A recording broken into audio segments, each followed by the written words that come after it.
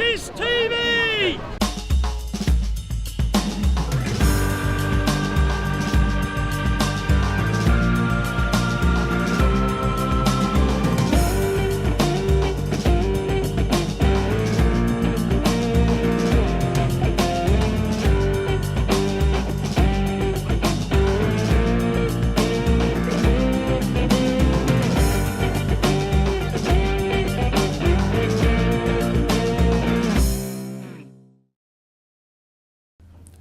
Hello and welcome to Mike Mendoza's Adrian Worthing Show here at the Southern Pavilion on Worthing Pier. And I'm joined today by two very well-known Worthing people. We have, of course, the town crier, Bob Smitherman. Hello, welcome to you. Hello, Mike, good to see you. And the man who's made all this possible today, and that's Mr. Phil Duckett. Welcome to you, Phil. Good afternoon. Thank you very much indeed for your hospitality for a start. But the most important thing is you won an award the weekend. Yes, Worthing Business Awards. We were up for the hospitality tourism. Considering we only opened up in April this year, and now 6 months later, 80,000 people have come through the doors. Fantastic. And we've been nominated for an award and we won it, which is fantastic. It sort of makes you feel as if it was all worthwhile. This was originally built in 1862. The original pier was 1862. It's had a little bit of a history, like all of us. And only Bob was here at the time.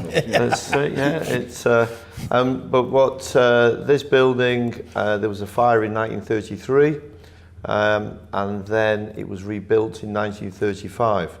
Obviously, the 30s was the Art Deco sort of period, and as you look at the building, you can see the straight lines, you can see just the concept, and as you walk into the building. And the curves, and as you look straight out, it looks like you're on an ocean liner, just cruising down the Worthing Med.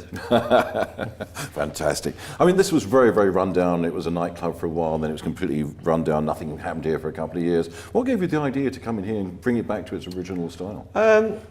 I've obviously been in this industry for a while, and from my point of view, I just sort of saw it, I could see what could be done. And not say make it up as you go along, but every project, every building is different, and to see where you can find certain things to bring it back to life. The main thing is the building was here. We're just adding bits to it and making it giving it that extra bit. Did you have the original plans that you went on, or was it the whole thing is a virtually new idea? Yeah, no, I had no plans. Basically, I just saw it how I thought it should be, and hopefully people bought into that. I mean, we've got the basics here, so that made a big difference. So Bob, you were mayor at the time of the opening. How did you feel when you first walked in here? You're right, Mike. Yeah, you and I were here the night that obviously Phil opened the premises, and it was, from our perspective as a town and as a council, to have the private sector come in like Phil and invest the sort of money that he did into what people like me who love the town all my life, to actually bring some life to a venue that had been pretty run down, really. Certainly in my youth, I remember sort of coming here as a nightclub, and it was never a really special venue, but actually the building was very special, as Phil said, and actually to see it now in its sort of real glory, I think is just amazing. And and all credit to Phil for winning the business award last Friday, which obviously you and I were at. Is a real testament to, I think, to where the town is going. We are really putting Worthing on the map in the UK, which I think is fabulous. You very much wanted this to be a wedding venue as well, didn't you? Yes. A wedding venue, a multi-purpose venue, which I thought was ideal. And one of the things which we're now starting to do is we've got music events, bringing great artists from the States, from blues this week, without sort of throwing in all the dates, but December the 1st, James Maddock from New York, December the 3rd, James Hunter, great soul nights. Get the tickets from all over. I won't plug it too much. But actually, I'll tell you what you can plug while you're here, because again, working with the council, you actually have installed the ice rink. Now the ice rink is back again. It's bigger than ever, and we are opening on Friday, November the 28th, right through Christmas to Sunday the 1st of March. It's opened by John Lee, who's S Club 7 and is also starring in Worthing Theatre's Aladdin pantomime. Well, it's so nice of you to have us here today. Look forward to going on the ice rink, seeing what it's all about. Phil Duckett and Bob Smitherman, thank you so much indeed. Great to see you. Be back after the break.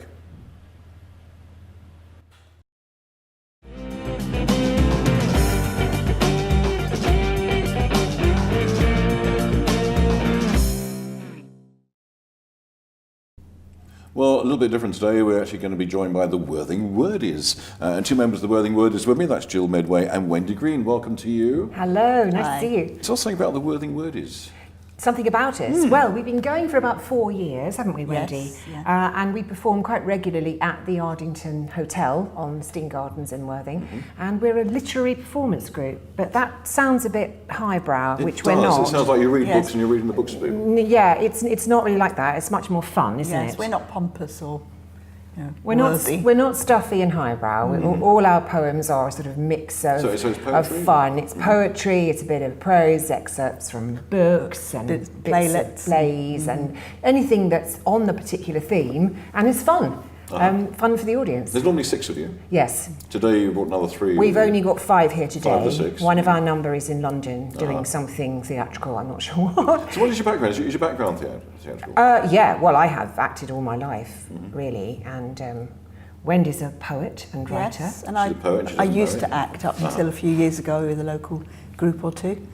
So yeah. Excellent. So who decides what's going to go into the show that you do? Well, it's a combination and collaboration, really, isn't it? We all 3 of us mainly do, but we're always open to offers. Somebody's got something appropriate. Yeah. Excellent. So what have you got coming up now? You've got another show at the It's our Christmas show, isn't it? It's on the 30th of Yes. November. So it's a sort of early Christmas, before the mayhem really starts. We're doing a show called Christmas Stuffing, rather a bold title. It is. It sounds comical. Yes, it's all fun stuff. And of course, then when we've done our show, everyone goes in and has a lovely dinner in the Indigo restaurant. So it's a very convivial occasion. So is it a theatre style? Yes, it's a performance, but it's a like rehearsed reading. We have the book there and we're reading, but we're not nose buried in the book. Yes, that's right. So do you have rehearsals for this? Yes, oh yes. Yeah. So you don't really need the books, or you do? Yes, Or you like me? we I can do. never remember lines. Well, most of the group have other things going on, other plays they're learning and rehearsing. So it's nice to just be able to do it with the book. Occasionally we've done learned Little pieces. scenes that we've learned, but mostly it's just a fun listen to fun readings. Yeah. No music at all. No. No. No, we're not a music group. You're not fancy sort of breaking into songs. You would not like it No. Really? if some of us did. I think some of us probably, would be quite tuneful, but speaking personally, probably not. Now, your flyer says it's a mix of poetry, prose, and pantomime Yes, on this one. yes. So how do you find the content to go into this? We search through lots of books, we talk to each other, we research on the net, all kinds of ways of coming up with good stuff. Most of us have got shelves and shelves of books at home, and we just usually meet at my place, and Jill and Jane come round armed with lots of books. I dive in and get my books, and we just go from there, really. So how many performances a year would you do? Oh, how many do we do? 4-ish. About four? Is About it four. only a one-nighter, or do you? Yes, but we've got a very devoted, loyal audience who keep coming back, so it's nice. They keep asking us back, which is really good. Okay. And how many people do you get in there? Oh, we can take up to about 50. Even more we've had on, Yes. on a good day, yes. Yeah. Is it sold out yet? Not quite. It's getting there. It's Yeah. getting there. A few seats booked now. So people contact the hotel, they'll be able to get Yes, there are seats? some seats left, I That's think. at the Ardington Hotel in Worthing. Yes. Excellent. Now, there's 5 of you, not 6. Yes. Means you need someone else in your group. Well, we kind of do, and we wondered whether you might help us out. I'd be tempted. Would you? Would you give be me a very- strongly tempted? Well, yeah, but it depends if you've got a very easy part for me, really. Well, have we? Well, do you feel like a dashing prince? All the time. Could you do a Well, Cockney there you are accent? then. No. Never mind. No, I do One- just mothers. 1 out of 2. Can I make an accent up as I go along? Yes. I've got to be very careful the accents I do, because people may complain. We're going to let you just give you free rein, aren't we, Yes, Wendy? I think so. You're We wonderful. have every faith. Okay, there's a nice long performance coming up, I hope. It's called 40 Winks Beauty, so it's a spoof on Sleeping Beauty. Right, it sounds almost obscene. It's not quite as obscene as all that. Not as bit bad as the cheeky. alternative pantomime that we know about. No, definitely not. No? I've just been reading the script for that, Have you? and And that's seriously naughty. Are you not tempted to be in that? Ooh, well, I'm a woman for a start. That precludes me. I've been trying to get into that for years. Have you now? Yeah, keep letting me down. So next year you'll be in it. And it never actually happened. No, well, there's always hope, Mike. Never mind. Okay, we'll have a quick break. When we come back, you'll see this amazing performance, starring me, of course. That'd be the and amazing a few other bit, people, yeah. really, from the Worthing Wordies.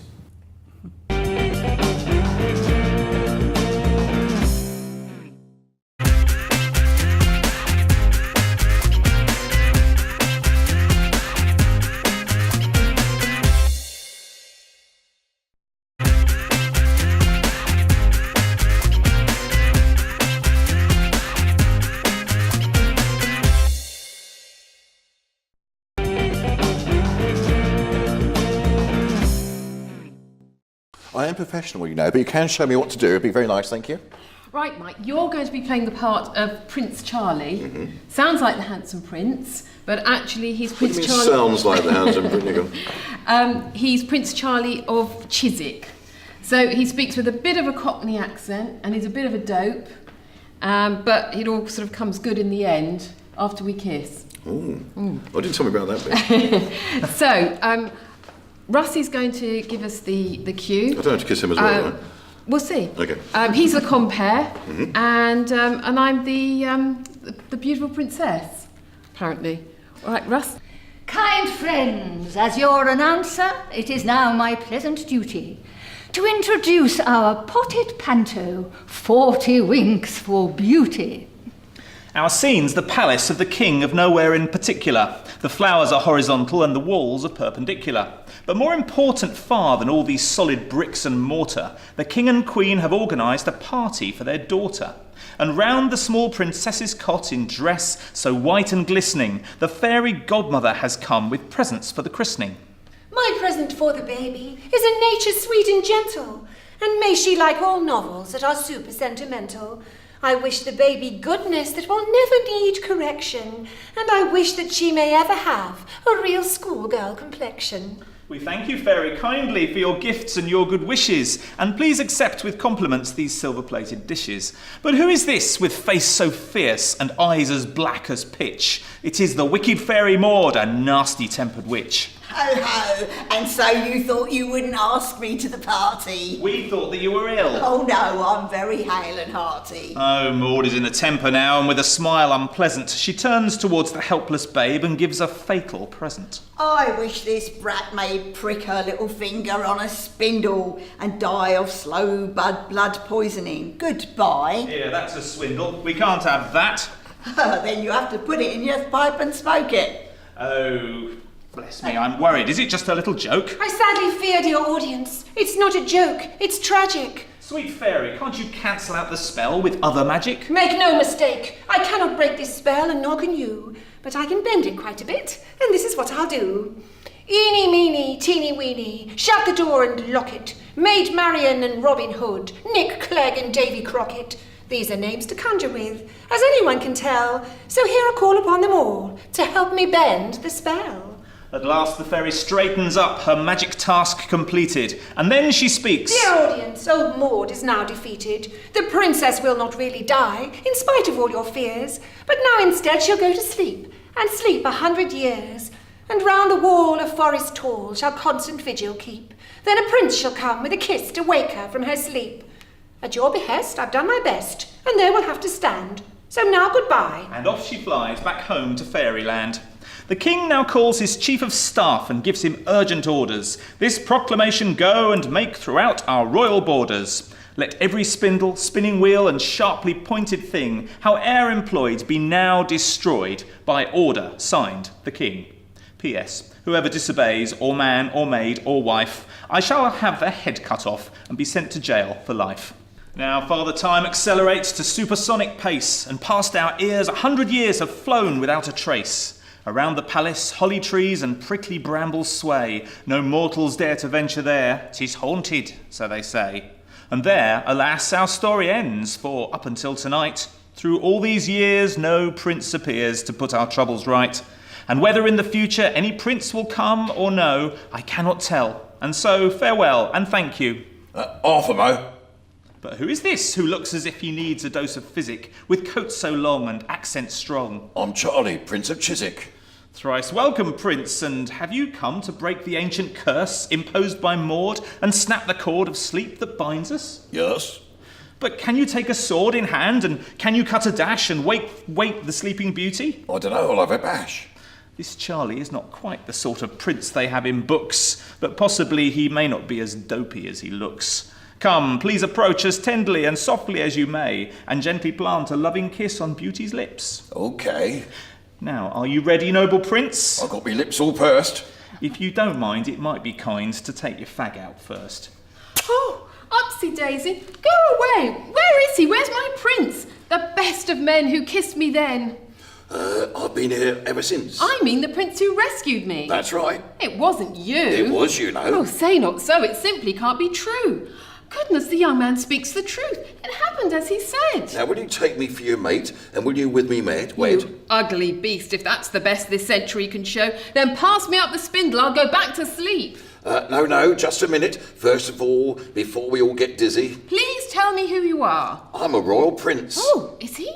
Your Highness, the old dragon Maud, she cast a spell on me, and always be like this until you set me free. Well, how can I do that, and do I want to? Yes, you do, because once you've taken off the spell, I'll be the man for you. Remove the spell? That's difficult. I'm not much good, you know. You only need to kiss me once beneath some mistletoe. Now, luckily, around the palace, growing on the holly, are huge amounts of mistletoe. How fortunate, that's jolly. I'll just go out and get some. There's no need, I've got some here. Well, hold it up, and beauty, kiss me quickly. There's a dear. Oh, Prince, you're right. You really are a very handsome chappie. So now I'll marry you, and we will evermore be happy. Thank you so much. Well done. My grateful thanks to the Worthing Wordies. Well done. That's Russ, Wendy, Audrey, Jill and Jane. And you're on the Arlington Hotel very, very soon. Tickets still available, of course. We've got to move. How did I do? Was everything okay? You'd like what I did? Well, I think you've almost got the part. Almost. Otherwise it won't come back, don't worry. Okay, we're going to rush off now to bar 42. Don't go away. I'm Rachel Hawker, and this is 2 AM.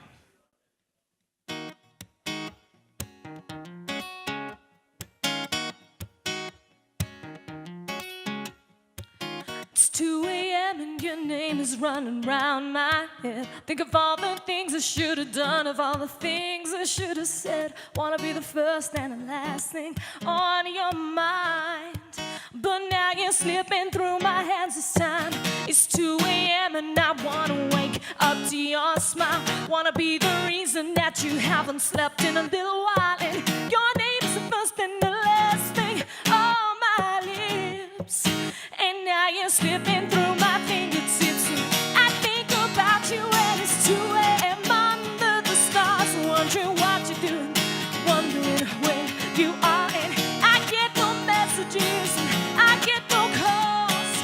I wonder if you think about me at 2 AM at all.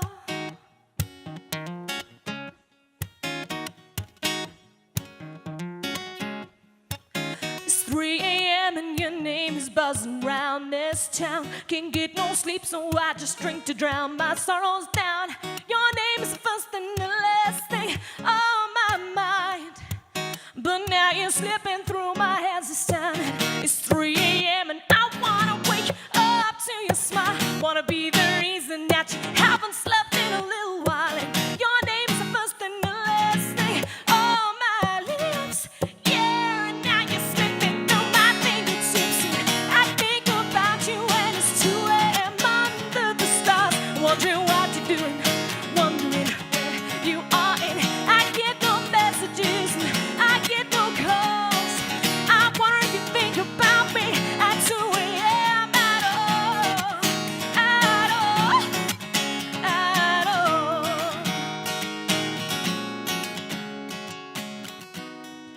You could be happy and I wouldn't know, but you weren't happy the day I watched you go.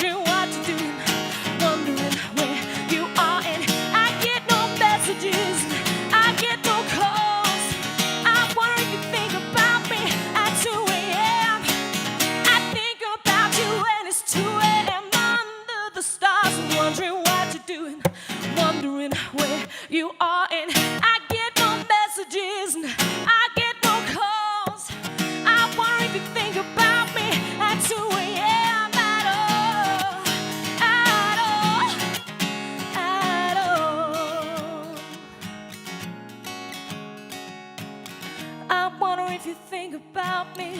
I wonder if you think about me. I wonder if you think about me. I wonder if you think about me.